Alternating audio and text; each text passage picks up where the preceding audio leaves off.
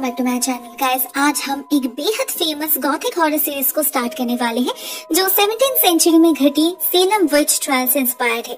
इस सीरीज का नाम भी है सेलम। IMDb पर इसका रेटिंग है 7.2 आउट ऑफ 10 और रॉटेन टोमेटोज पर इट्स 86% फ्रेश। ऑलरेडी इसके 3 सीजन्स टेलीकास्ट हो चुके हैं। फर्स्ट सीजन में है 13 एपिसोड्स, बट ट्रस्ट मी एक भी एपिसोड बोरिंग नहीं। फर्स्ट एपिसोड का नाम है द वाव। चलिए स्टार्ट करते हैं। कहानी स्टार्ट होती है 1685 में। सेलेम शहर में तब प्यूरिटन्स का राज चल रहा। ये लोग अपने आप को बहुत धार्मिक मानते हैं। धर्म के बारे में सब कुछ पता है इन लोगों को। कुछ स्ट्रिक्ट मॉरल कोड से इस समाज को मुट्ठी में कर रखे हैं। जो भी उसका उल्लंघन करेगा उसे सजा मिलेगी, भयानक सजा। जैसे ये कपल आइजैक और एबिगेल, इन लोगों ने शादी से पहले इंटीमेट होने का पाप किया है, तो बदले में उन्हें पूरे शहर के सामने बेइज्जत किया जाता है। स्टॉक्स पे चढ़ा के ब्रूटली व्हिप किया जाता है और आइजैक के फोरहेड पर गरम लोहे से लिखा जाता है F द फॉर्निकेटर, जिससे उसे पूरा जीवन अपनी गलती याद रहे। अब ये सारा डिसीजन एक ही आदमी ले रहा था, इस शहर का हत्या करता one of the select man mister George Sibley. उसके सामने आवाज उठाने की हिम्मत किसी में नहीं सिवाय एक इंसान के, जॉन आल्डन। उसके पिता इस शहर के जाने माने व्यक्ति थे, तो उसे भी लोग सम्मान करते हैं। जॉन एक काफी प्रैक्टिकल और रैशनल इंसान है। उसे पता है ये आदमी धर्म के नाम पे सभी को उल्लू बना रहा है। वो ये दहशत रोकने की कोशिश करता है, मगर भला वो अकेला क्या कर सकता है जब पूरा समाज ही आंखों पे पट्टी डालकर बैठा है। उसे गांव की एक लड़की मेरी से प्यार है। वो दोनों सबके नजरों से दूर छुप छुप कर मिलते रहते हैं, कभी जंगल में तो कभी ग्रेवयार्ड में। उस रात जब मेरी उससे मिलने जाती है तो उसे पता चलता है जॉन शहर छोड़कर जा रहा है जंग में लड़ने के लिए। जॉन उसे प्रॉमिस करता है वो 1 साल के अंदर ही वापस लौट आएगा और उससे शादी करेगा। As a token of his promise वो मेरी को अपने सिल्वर कॉइन का आधा हिस्सा देता है और अपने पास आधा हिस्सा रख लेता है। यही उनकी प्यार की निशानी है। नेक्स्ट डे वो बाकी सोल्जर्स के साथ निकल जाता है। रह जाती है मेरी अकेली उसकी यादों में बेबस। मगर कुछ महीने बाद धीरे धीरे मेरी को एहसास होने लगता है कि उस आधे सिक्के के सिवा भी उसके पास जॉन का और एक निशान भी है, उसका बच्चा। मेरी प्रेग्नेंट है। मेरी बहुत ज्यादा डर जाती है क्योंकि इस समाज में उसके जैसे बिन ब्याह माँ के साथ क्या किया जाता है वो उसे अच्छी तरीके से पता है। ऊपर से उसकी मेड टिट्यूबा उसे खबर देती है कि जंग में जॉन की मौत हो चुकी है। एक्चुअली उनके इस रिश्ते के बारे में जॉर्ज सिबली को बहुत पहले से ही पता था, मगर वो उन्हें कभी रंगे हाथ पकड़ नहीं पाए। इसीलिए उन्होंने जानबूझकर जॉन को जंग में भेज दिया मरने के लिए। उनकी गंदी नजर थी मेरी पर, मगर अब मेरी क्या करे। टिट्यूबा उसे आइडिया देती है ऐसे हालत में सिर्फ शैतान ही उनकी मदद कर सकता है। मेरी राजी हो जाती है और रात के अंधेरे में उसके साथ जंगल के बीचों बीच जा पहुंचती है। टिट्यूबा अपना काम शुरू करती है। ब्लैक मैजिक की मदद से डेविल को समॉन करती है और इस बच्चे को भेंट चढ़ाती है। मेरी को बहुत भयानक विशेष आने लगते हैं। शैतानी काला साया उसके आसपास मंडराने लगते हैं, उसे जकड़ने लगते हैं। उसे अपने अंदर एक वॉइड फील होता है। एहसास होता है उसने सब कुछ खो दिया, कुछ नहीं है उसके पास, ना उसका प्रेमी ना बच्चा। इसके लिए सिर्फ और सिर्फ ये समाज रिस्पॉन्सिबल है। गुस्से और नफरत के आग में जलने लगती है मेरी। तब टिट्यूबा उसे कंसोल करती है ये कहकर कि उसके इस सैक्रिफाइस के बदले एक दिन पूरी दुनिया उसके मुट्ठी में होगी। देखते देखते 7 साल बीत जाते हैं और हम फिर से एक बार जॉन आल्डन को देखते हैं। हाँ, वो जिंदा है और सही सलामत है। सेलेम में कदम रखते ही उसे एक भयानक नजारा दिखता है। यहाँ पर 3 लोगों को ब्रूटली फांसी लगाकर खून किया जा रहा था। रास्ते पर उसे 2 व्यक्ति नोटिस करते हैं। पहला आइजैक और दूसरा कॉटन। ये दोनों ही जॉन के बचपन के साथी हैं। इतने सालों बाद उसे सेलेम में देखकर चौंक गए थे। जॉन अपने घर जाता है जहाँ उसे मिलता है जाइल्स कोरी। जाइल्स जॉन के पिता के दोस्त थे। पहले तो वो जॉन को पहचान नहीं पाते। फाइनली जब पहचान पाते हैं तो उनकी खुशी का ठिकाना नहीं रहता। उनसे ही जॉन को पता चलता है कि अभी सेलेम की हालत पहले से बदतर हो चुकी है। अभी भी यहाँ पर प्यूरिटन्स का ही राज चल रहा। साथ में अभी उन लोगों के माथे पर विच हंटिंग का भूत सवार हो रखा है। कोई रोकने वाला भी नहीं, तो आए दिन किसी न किसी को इसका शिकार होना पड़ रहा है। इस हंट को लीड कर रहा है कॉटन। उसके पिता एक फेमस विच हंटर थे, तो अभी वो भी उन्हीं दिशा पर चल रहा है। लेकिन जॉन को सबसे बड़ा झटका तब लगता है जब उसे पता चलता है कि मेरी ने किसी और से शादी कर ली है। वो अभी मिसेस सिबली है, जॉर्ज सिबली की पत्नी, the richest and most powerful woman in Salem. John को बहुत खराब लगता है और वो एक बार में जाकर ड्रिंक करने लगता है। तभी वहाँ आता है कॉटन। उसे 3 हट्टे कट्टे आदमी चाहिए थे। एक लड़के पर कब्जा करने के लिए। जॉन इस ग्रुप में शामिल हो जाता है और जाकर मिलता है मर्सी ल्यूविस से। बेचारी की हालत बहुत खराब हो रखी है, उसका शरीर उसके बश में नहीं, पूरे शरीर पे उसके सेल्फ इन्फ्लिक्टेड घाव थे। वो जानवरों की तरह झपट पड़ती है इन लोगों पर। कॉटन को लगता है इस लड़की पर चुड़ैल का साया है, उसने चुड़ैल को देखा है, उसे पता है कौन सी चुड़ैल इंसानों के वेज में इस सेलिम में छुपी है। वही चुड़ैल उसे तड़पा रही है, चाहकर भी मर्सी उसका नाम बता नहीं पा रही। मगर जॉन को ये सब सुपरस्टिशन लगता है। वो निकल जाता है और कमरा खाली होते ही हम एक चुड़ैल को मर्सी की तरफ आगे बढ़ते हुए देख पाते हैं। मतलब ये विच हंट बेकार में नहीं हो रहा। नेक्स्ट डे चर्च में मेरी के साथ जॉन की मुलाकात होती है इतने सालों बाद, मगर वो चौंकती नहीं क्योंकि कल रात ही आइजैक ने उसे इन्फॉर्म कर दिया था इस जॉन ने उसे धोखा दिया है, तो अभी उसे भी तो दिखाना होगा मिसेस सिबली बनकर वो कितनी खुश है। तो वो जॉन को अपने घर डिनर पे इनवाइट करती है कल, अपनी शान और शौकत दिखाने और अपने पैरालाइज्ड हस्बैंड से मिलवाने। उसी रात उसी बार में जॉन से मुलाकात होती है आइजैक की। वो उसे यकीन दिलाता है कि विचेस रियल है, उसने खुद देखा है। उधर at the same time cotton mercy को इंस्पेक्ट करने जाता है। नेचुरली विचेस के शरीर में एक होल जैसा रहता है जिससे वो अपने पेट को दूध पिलाती है। इसे विचेस निपल कहा जाता है।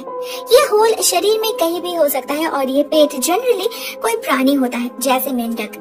कॉटन को मर्सी के शरीर पे ऐसा तो कोई होल नहीं दिखता, मगर उसके अगले सीन में ही इस एपिसोड का क्लाइमैक्स रिवील होता है जब हम मेरी को देखते हैं ऐसे ही एक मेंढक को जॉर्ज के पेट से निकालकर अपने शरीर के एक होल से दूध पिलाते हुए। हमें पता चलता है सालों पहले उस रात उसने सिर्फ अपने बच्चे को ही सैक्रिफाइस नहीं किया बल्कि अपने सोल को भी शैतान के नाम कर दिया था। बन गई थी एक बहुत ही शक्तिशाली चुड़ैल। उसके बाद उसने अपने पावर का इस्तेमाल करके मिसेस सिबली को मार डाला, खुद बन गई उसकी वाइफ, उससे बदला लेने के लिए, उसे तड़पाने के लिए।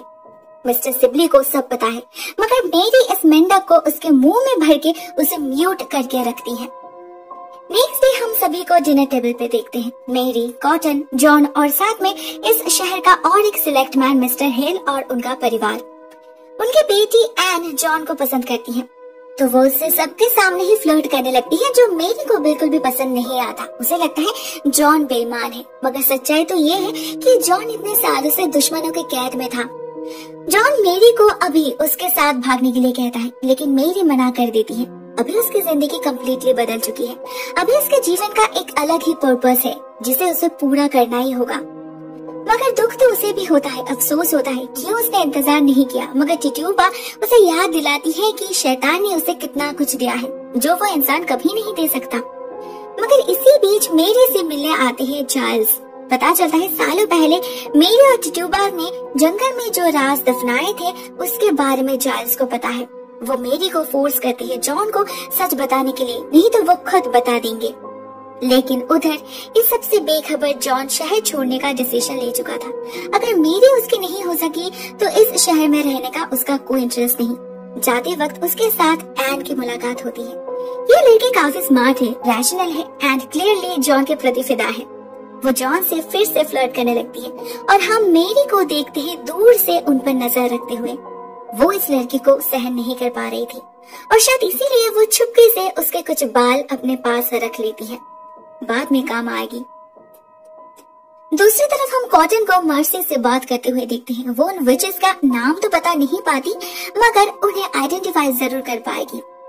इस होप से कॉटन उसे बाहर ले जाता है, उसके गले में चेन डालकर उसके मुंह पे एक मेटल डिवाइस लगाकर, जिससे वो किसी पे हमला न कर पाए। मर्सी बिल्कुल एक जंगली जानवर की तरह घुर्रा रही थी और उसी तरह वो मेरी के सामने जा पहुंचती है। कॉटन को बताने की कोशिश करती है कि यही है वो विच, मगर उससे पहले ही मेरी उसे अपने शक्ति से जायल्स की तरफ घुमा देती है। मर्सी अपनी उंगली काट कर जायल्स की तरफ इशारा करती है और बिना किसी शक के सभी यकीन कर लेते हैं जायल्स ही वो छुपा हुआ रुस्तम है। उसे बंदी बना लिया जाता है, लेकिन वो किसी भी हालत में एडमिट ही नहीं करता। कहता है उसे जो कहना है वो सिर्फ जॉन को ही कहेगा और किसी को नहीं। इसी बीच हम जॉन को देखते हैं। वो न्यूयॉर्क की तरफ निकल पड़ा था, मगर रास्ते में उसे आइजैक रोक लेता है। उसे जॉन को कुछ दिखाना है, बहुत इम्पोर्टेंट। इधर मेरी कॉटन को ऑर्डर देती है हर हालत में जायल्स से एडमिट करवाने के लिए कि वो एक मेल विच है। बातों से ना सही तो पत्थर से मार मार कर, क्योंकि उसके लिए जायल्स का मरना जरूरी था। वो खुद टिट्यूबा के साथ घर जा पहुंचती और एक रिचुअल शुरू करती है। पता चलता है आज रात विचेस का एक ग्रैंड रिचुअल सेलिब्रेट होने वाला है जिसे सैबत कहा जाता है। जहाँ बाकी विचेस जंगल के अंदर इस रिचुअल को सेलिब्रेट करने वाले हैं, वहाँ मेरी घर में ही उनसे स्पिरिचुअली कनेक्टेड होती है। टिट्यूबा उसकी मदद करती है। तब तक आइजैक भी जॉन को लेकर उसी जंगल में पहुंच जाता है, उसी जगह जहां उसने लास्ट टाइम विचेस को देखा था। आज वो साबित करके ही रहेगा कि विचेस रियल है। यह शहर खतरे में है और सिर्फ जॉन ही इससे सेलेम को बचा सकता है। जॉन को वहां चारों तरफ अनबोर्न बच्चों की स्केलेटन दिखती है और एक आदमी जिसका चेहरा किसी जानवर की तरह था। वो एक जगह आग लगाता है और इमीडिएटली वो जगह एक ब्लैक पीच जैसे लिक्विड से भर जाती है। अंदर से कुछ क्रिएचर्स बाहर निकलने लगती हैं, बिल्कुल कीड़े मकोड़ों की तरह। आग के उस तरफ जॉन और आइजैक को फिर से कुछ इंसान दिखते हैं जिनके सर जानवर जैसे थे। वो लोग जोर जोर से मंत्र पढ़कर डेविल को पूजने लगते हैं, उसके लिए एक व्हाइट डव का भेंट चढ़ाते हैं। यह नजारा नरक से कुछ कम नहीं था। ऊपर से ठीक इसी वक्त आइजैक को अपने बिल्कुल सामने एक मेंढक दिखता है जिसके आंखों पर स्टिचेस लगे थे लाल धागे से। डेफिनेटली ये किसी विच का ही पेट होगा। उसे देखकर डर से आइजैक चिल्लाने लगता है और इन विचेस को पता लग जाता है कि यहाँ कोई इंसान मौजूद है। उनका रिचुअल पूरा नहीं हो पाता, सभी गायब हो जाते हैं सिवाय एक के, जो आइजैक और जॉन की तरफ आगे बढ़ने लगता है। जॉन उस पर गोली चलाता है और वो विच गायब हो जाता है। उधर मेरी को भी पता लग चुका था कि उनका सर्किल पूरा नहीं हो पाया। किसी ने देख लिया है उन्हें, किसी इंसान ने, मगर किसने? आइजैक भी बहुत डर चुका था। उसे लग रहा था विचेस ने उसे देख लिया है, मगर उन्हें अब तक नहीं पता ये विचेस आखिर कौन है। पता नहीं कब वो इंसानों के बीच छुपकर उन पर वार कर दे। उधर कॉटन मेरी की बात मानकर इस ओल्ड मैन पर टॉर्चर करना स्टार्ट कर देता है। उस पर भारी पत्थर डाल के मजबूर करता है उस झूठ को एक्सेप्ट करने के लिए। मगर चार्ल्स को पता है अगर उसने एक्सेप्ट एक बार कर लिया तो ये लोग उसे फांसी पर लटका देंगे। इससे बेहतर वो टॉर्चर सहे कि जॉन के लिए वेट करे। इससे एटलीस्ट कुछ देर तक तो वो जिंदा रह पाएगा। जॉन आता तो है मगर उसे कुछ बताने से पहले एक भारी पत्थर चार्ल्स के सीने पर आ गिरता है और उसकी मौत हो जाती है। हमें मेरी दिखती है इसी तरफ नजर रखते हुए। हो सकता है उसने ही जॉन को सच जानने से रोक लिया। जॉन भी उसे देखता है। मेरी की आंखों में उसे कोई दर्द नजर नहीं आता बल्कि एक केयरलेसनेस था। जॉन हैरान हो जाता है कि इस मेरी को वो पहचान तक नहीं पा रहा था। मेरी घर के अंदर चली जाती है। उसे सच में कोई फर्क नहीं पड़ा, बल्कि हाँ एक सेटिस्फेक्शन जरूर मिला। अभी जॉन को उसका सच कभी पता नहीं चल पाएगा। घर में उससे मिलने आता है मिस्टर हेल और हमें पता चलता है यही वो विच है जिस पर जॉन ने गोली चलाया था। मगर मिस्टर हेल किसी को देख नहीं पाया। मेरी उन्हें फोर्स करती है जल्द से जल्द इस बात का पता लगाने के लिए, क्योंकि यही इंसान उनके रास्ते का कांटा बन सकता है। यहाँ पर हमें पता चलता है इन विचेस के असली इंटेंशन के बारे में। ये लोग इंटेंशनली लोगों के दिल में पैनिक क्रिएट कर रहे हैं जिससे ये विच हंट और तगड़ा हो जाए। ट्रायल तो खुद मेरी के हाथों में है। वो कभी भी असली विचेस को बाहर आने नहीं देगी, बल्कि इन सो कॉल्ड प्यूरिटन्स के दिल में शक पैदा करके एक दूसरे के खिलाफ ही लड़ने पर मजबूर कर देगी। एक एक करके सारी प्यूरिटन्स इसी ट्रायल में बलि चढ़ेंगे। रह जाएंगे सिर्फ और सिर्फ विचेस और ये पूरा सेलेम एक दिन उनका हो जाएगा। तो ये है मेरी का सोल पर्पस, इसीलिए वो इतना कुछ कर रही है। मगर उसे तो पता ही नहीं कि उसके रास्ते का कांटा और कोई नहीं, उसका ही प्रेमी जॉन आल्डन है।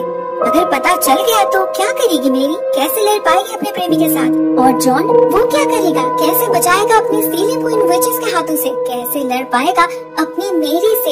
इन सब के चक्कर में और कितने सारे इनोसेंट लोगों को मरना पड़ेगा। I'm sure आपको इन सवालों के जवाब तो चाहिए होंगे। इससे आगे कहानी बेहद इंटरेस्टिंग होने वाली है दोस्तों, so stay tuned for that। आज के लिए बस इतना ही दोस्तों। Thank you so much for watching this video। बहुत जल्द मिलते हैं इसके नेक्स्ट एपिसोड।